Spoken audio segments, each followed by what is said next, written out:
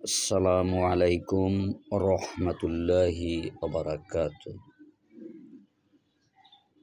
নাহমাদুহু ওয়া নুসাল্লি আলা রাসূলিহিল কারীম, আম্মা বা'দ।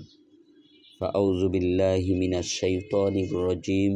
বিসমিল্লাহির রহমানির রহিম। সকল প্রশংসা ও তারিফ আল্লাহ তাআলার জন্য, যিনি অত্যন্ত দয়ালু ও মেহেরবান। প্রিয় বন্ধুরা,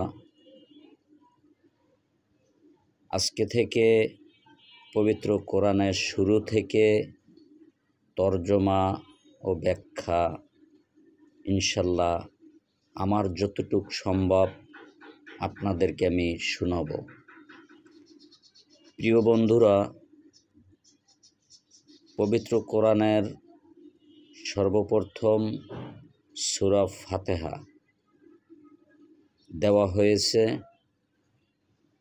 কারণ সূরা ফাতিহা প্রত্যেক নামাজের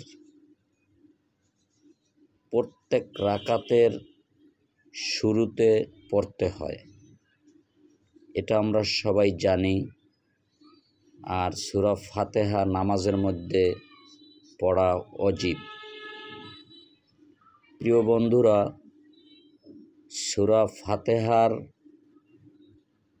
14টি নাম রয়েছে। এই 14টি নাম ইনশাল্লাহ আমি আপনাদেরকে শোনাব। প্রিয় বন্ধুরা, সূরা ফাতিহাকে পবিত্র কোরআনের মা বলে ঘোষণা করা হয়েছে। কেন পবিত্র কোরআনের শুরুতে সূরা ফাতিহা দেওয়া হয়েছে?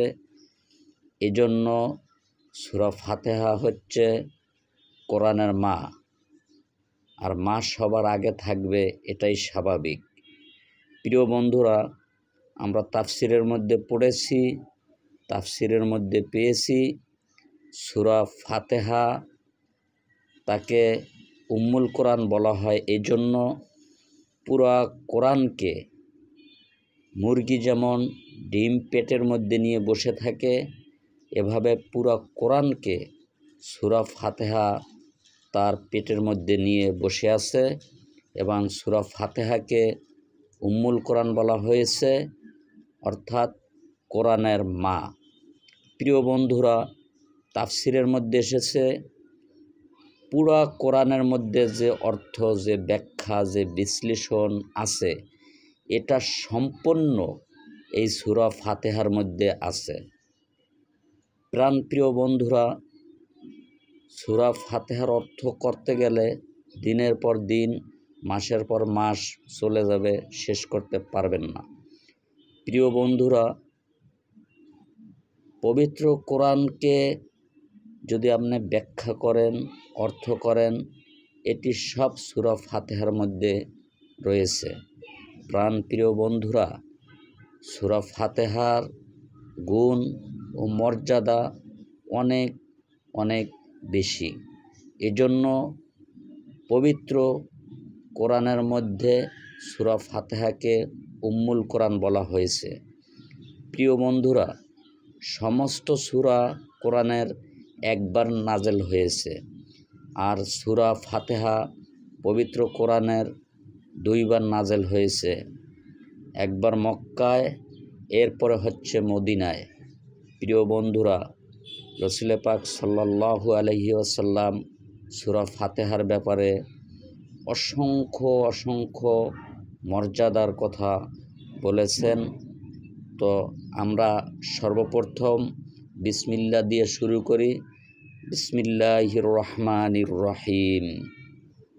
শুরু করছি দয়াময় ও দয়ালু আল্লাহর নামে, যিনি অত্যন্ত দয়ালু ও মেহেরবান।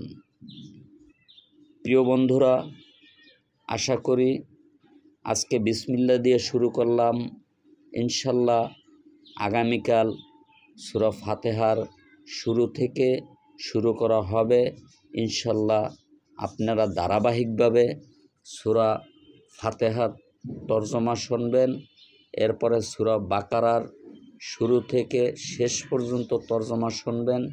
ইনশাল্লাহ দেখবেন যা কিছু জীবনে শোনেন নাই কোরআনের থেকে, সেগুলোও ইনশাল্লাহ আমি আপনাদেরকে শুনাইতে পারবো, আল্লাহ যদি আমাকে তৌফিক দান করেন। সকলে নিয়মিতভাবে এই ভিডিওগুলো শুনবেন এবং ভিডিওগুলো দেখবেন। প্রাণপ্রিয় বন্ধুরা আমার, দুনিয়া আখেরাত আপনার আমার মঙ্গল হবে, ফায়দা হবে। পরকালে আমরা মুক্তির নাজাত পাব।